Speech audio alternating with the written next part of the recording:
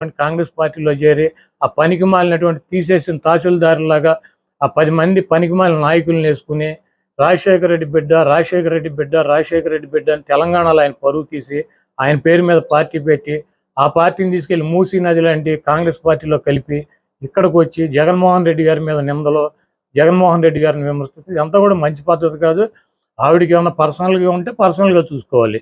YSR Congress party మీద జగన్మోహన్ రెడ్డి గారి మీద నిందలేసి జగన్మోహన్ రెడ్డి గారిని ఏదో చేద్దాము, రాజశేఖర రెడ్డి గారి ప్రత్యర్థులు దేబిఎన్ రాధాకృష్ణ, రామోజీరావు, చంద్రబాబు నాయుడు, రేవంత్ రెడ్డి, వీళ్ళందరూ ఎవరో రాజశేఖర రెడ్డి గారిని సర్వనాశనం చేస్తానని చెప్పి తిరిగినాళ్ళు. పవన్ కళ్యాణ్ రాజశేఖర రెడ్డి గారు పంచి కొట్టి తరిమి కొడతానని చెప్పినటువంటి పవన్ కళ్యాణ్ వీళ్ళందరూ ఇళ్ళకెళ్ళి వీళ్ళందరితో కలిసి రాజశేఖర రెడ్డి గారి రక్తం పంచుకుని రాజశేఖర రెడ్డి గారి ఆశయాలని నిలబెట్టి ఈరోజు ఇంకా రాజశేఖర రెడ్డి గారు చనిపోయి 15 ఏళ్ళైనా రాజశేఖర రెడ్డి గారి పేరు రోజు ప్రతివాడు తలుస్తున్నాడంటే దానికి కారణం జగన్మోహన్ రెడ్డి గారు. తండ్రి పేరు నిలబెట్టినటువంటి తనయుడిని నాశనం చేయటానికి వచ్చి ఇవన్నీ కూడా రాష్ట్ర ప్రజలు గమనిస్తున్నారు. తప్పకుండా కాంగ్రెస్ పార్టీకి, సోనియా గాంధీకి, రాహుల్ గాంధీకి మాడు పగిలిపోయేటట్టు ఈ రాష్ట్ర ప్రజలు ఈసారి 0% ఓటింగ్ ఇస్తారు. ఇంకోటి చెప్పుద్ది ఆవిడ ఏ రోగానికైనా ఒకటే ట్యాబ్లెట్, పోలవరం అవ్వాలన్నా కాంగ్రెస్ అధికారంలోకి రావాలి, ప్రత్యేక హోదా రావాలన్నా కాంగ్రెస్ అధికారంలోకి రావాలి, స్టీల్ ప్లాంట్ అయినా కాంగ్రెస్ అధికారంలోకి రావాలి, ఏ సమస్య తీరాలన్నా కాంగ్రెస్ అధికారంలోకి రావాలని చెప్పింది. అసలు కాంగ్రెస్ పార్టీ ప్రతిపక్ష హోదా వచ్చే పరిస్థితి ఉందో ఈరోజు రాష్ట్రంలో? మోడీ గారికి 350 సీట్లు వస్తాయని చెబుతున్నారు. నరేంద్ర మోడీకి 350 సీట్లు వస్తాయని ప్రతి సర్వేలన్నీ చెబుతున్నారు.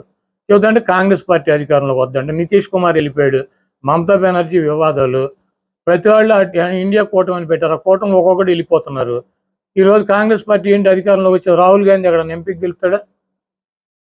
మొన్న యూపీలో ఓడిపోయాడు. ఈసారి సోనియా గాంధీ రాహుల్ గాంధీ అసలు ఎంపీలకు గెలిచే పరిస్థితి ఉందా?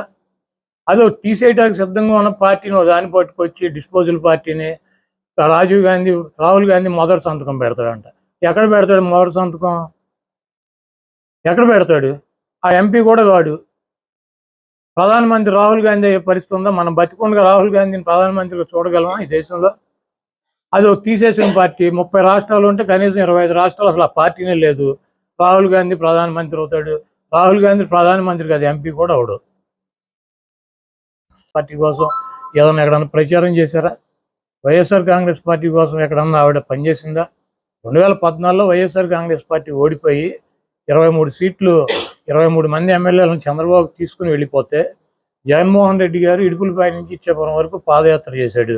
ఆ పాదయాత్రలో ఆవిడ ఎక్కడన్నా పాల్గొందా? లేకపోతే వైఎస్ఆర్ కాంగ్రెస్ పార్టీ కోసం కార్యకర్తల కోసం నాయకుల కోసం కార్యకర్తల మీద నాయకుల మీద దాడులు జరిగి చంద్రబాబు నాయుడు ఆధ్వర్యంలో తెలుగుదేశం పార్టీ నాయకుల్ని చంపితే కార్యకర్తలను చంపితే ఆవిడ ఎక్కడికన్నా వచ్చిందా? 5 సంవత్సరాల్లో 20 రోజులు ఎలక్షన్ నోటిఫికేషన్ వచ్చినాక 20 రోజులు బస్సులో ఆవిడ ఒక 40 మీటింగులు చెప్పింది. ఆవిడ 20 మీటింగులు 20 రోజులు 40 రోజులు 40 మీటింగులు చెబితే వైఎస్ఆర్ కాంగ్రెస్ పార్టీకి 151 సీట్లు వచ్చినాయి. జగన్మోహన్ రెడ్డి గారు 16 నెలలు జైల్లో ఉంటే ఆవిడ 7 నెలలు పాదయాత్ర చేసింది. ఆవిడ పాదయాత్ర చేయగానే ఆవిడ గెలిపించేసిందా 2014లో వైఎస్ఆర్ కాంగ్రెస్ పార్టీని? నేను కష్టపడ్డానంటే ఎవరి కోసం కష్టపడింది ఆవిడ? ఈ రాష్ట్ర ప్రజల కోసం కష్టపడింది, అన్న కోసం కష్టపడ్డాను, నిస్వార్థంగా కష్టపడ్డానని చెబుతుంది. నిస్వార్థంగా కష్టపడినప్పుడు ఇప్పుడు ఈ రోజు వచ్చి 4 సంవత్సరాలకి ఇంకా ఎన్నికలు 3 నెలలు ఉందనగా స్టీల్ ప్లాంట్ ప్రైవేటీకరణ చేసేస్తున్నాడు మోడీ. ఏం చేయాలి? ఈవిడ నిన్న లేఖ రాసింది. మేము ఇటువంటి లేఖలు 100 రాసాం. ఇటువంటి లేఖలు 100 రాసాం. పోలవరం ప్రాజెక్టు కేంద్రం కట్టాల్సినటువంటి ప్రాజెక్టు చంద్రబాబు నాయుడు తీసుకున్నాడు. ఆ రోజు ఏమన్నా మాట్లాడింది ఈవిడ? ఒక 50,000 కోట్ల రూపాయల ప్రాజెక్టుకి నిర్వాసితులకు ఇవ్వాలి, వాళ్ళ డబ్బులు ఏమైనా తెచ్చేస్తుందా? ఏం చేయాలి? మరి కాంగ్రెస్ పార్టీ పెట్టినటువంటి వాగ్దానాలు అమలు చేయలే. మరి దేశవ్యాప్తంగా కాంగ్రెస్ ఎందుకని రిజైన్ చేయట్లా?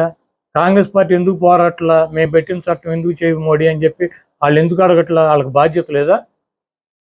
అది ప్రతిపక్ష పార్టీ కదా దేశంలో కాంగ్రెస్ పార్టీ. వాళ్ళకేం సంబంధం లేదా కాంగ్రెస్ పార్టీకి ఆంధ్రప్రదేశ్ గురించి?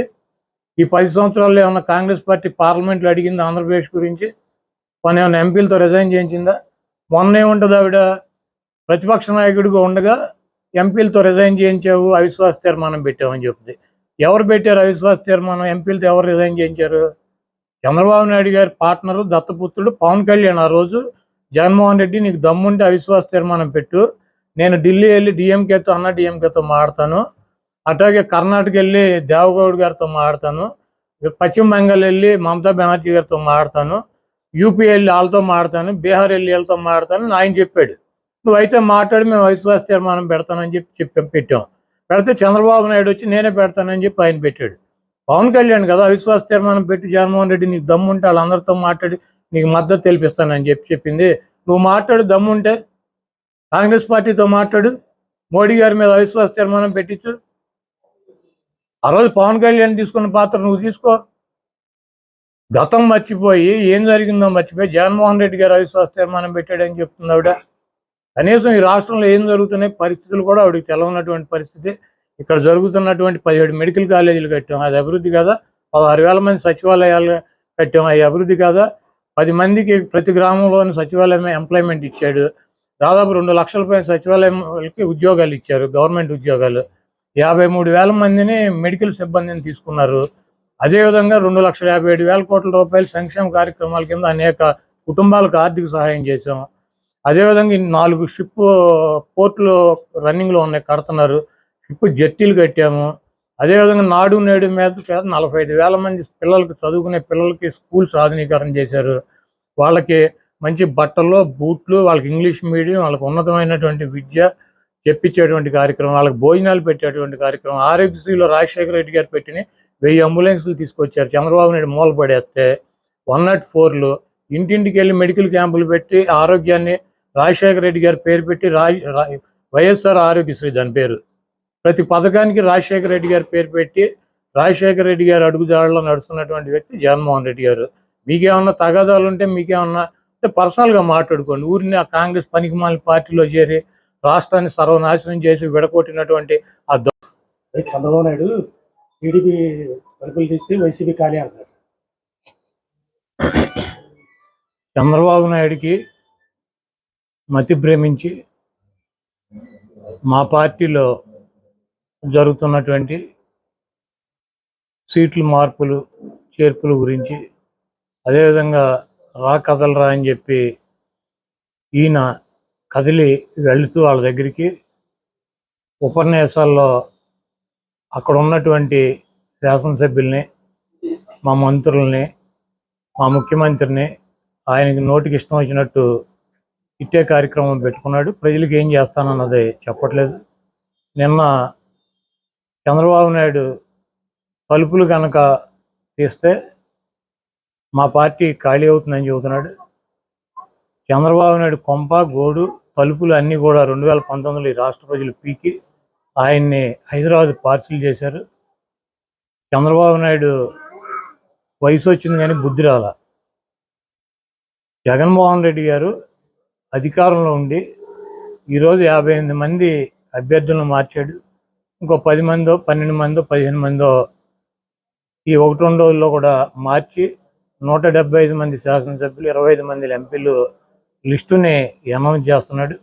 దాంట్లో ఒక 5-10 మందో సీట్లు రానాళ్ళు చంద్రబాబు దగ్గర మేము తీసేసిన వాళ్ళం చంద్రబాబు నాయుడు తలుపులు తెస్తే చంద్రబాబు నాయుడు దగ్గర చేరుతారు.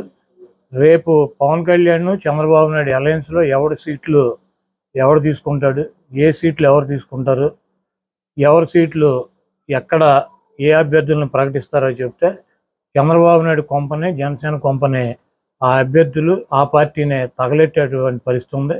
ముందు ఆయన తలుపులు తీయటం కాదు, ఫైర్ ఇంజిన్ పెట్టుకుని ఆయన కొంప తగలాడకుండా జాగ్రత్తగా ఉండమని చెప్పి నేను చెప్తున్నాను. చంద్రబాబు నాయుడు క్రెడిబిలిటీ లేని నాయకుడు. బాబు భరోసా అని చెప్పి రోడ్లు ఎమ్మడి తిప్పుతున్నాడు. 3 సార్లు ముఖ్యమంత్రి అయ్యాడు. 600 వాగ్దానాలు ఇచ్చి ఏ వాగ్దానాన్ని నెరవేర్చినటువంటి చరిత్ర లేనటువంటి, క్రెడిబిలిటీ లేనటువంటి నాయకుడు ఈ రాష్ట్ర ప్రజల దృష్టిలో ఉన్నాడు. జగన్మోహన్ రెడ్డి గారు ఇచ్చినటువంటి మాట కట్టుబడి ఉండేటువంటి వ్యక్తి.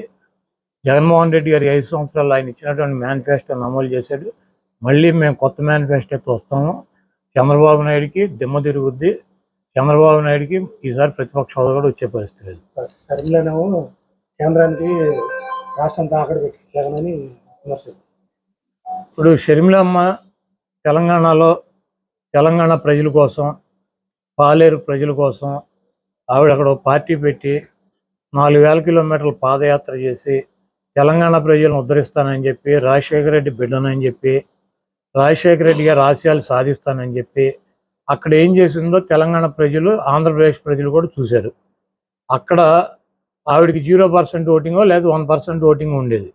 ఆ పార్టీ ఇంకో జీరో ఓటింగ్ ఉన్నటువంటి పార్టీలు విలీనం చేసి ఇక్కడికి వచ్చి ఆవిడ మళ్ళీ ఇక్కడ కూడా సేమ్ డైలాగులు, ఆంధ్రప్రదేశ్ కోసమే పుట్టాను, ఆంధ్రప్రదేశ్ను ఉద్ధరిస్తా పుట్టాను. ఇప్పుడు వైజాగ్లో స్టీల్ ప్లాంట్ గురించి 4 సంవత్సరాల నుంచి గొడవ జరుగుతుంది. ఆవిడేమైంది 4 సంవత్సరాల్లో? 4 సంవత్సరాల్లో ఏమైంది? పోలవరం ప్రాజెక్టు ఇప్పుడు గుర్తొచ్చింది ఆవిడకి. ఇవన్నీ కూడా రాజకీయంగా ఏదో రకంగా ఒక పదవిలోకి రావాలని చెప్పి కాంగ్రెస్ పార్టీ ప్రాపకం కోసం జగన్మోహన్ రెడ్డి గారి మీద నిందలేస్తూ తిరుగుతుంది. ఆవిడ పార్టీ కోసం కష్టపడ్డాను, పార్టీ కోసం ఇది చేశాను, అది చేశానని చెప్తుంది. ఆవిడ డెఫినెట్గా వైఎస్ఆర్ కాంగ్రెస్ పార్టీ కోసం, జగన్మోహన్ రెడ్డి గారి కోసం, రాజశేఖర రెడ్డి గారి కోసం, ఆవిడ కుటుంబం కోసం ఆవిడ కష్టపడి ఉండవచ్చు. అయితే ఆవిడ 2014 ముందు 2012లో జగన్మోహన్ రెడ్డి గారు జైలుకి వెళ్ళినాక సెప్టెంబర్లో పాదయాత్ర చేసింది. ఆవిడ 4000 కిలోమీటర్లు నడిచాను అంటుంది. అప్పుడు వైసీపీ అధికారంలో వచ్చింది. ఆవిడ నడిచినప్పుడు 2014 నుంచి 2019 దాకా ఎలక్షన్ జరిగినటువంటి 20 రోజులు తప్పించి ఆవిడ ఎక్కడన్నా వైఎస్ఆర్ కాంగ్రెస్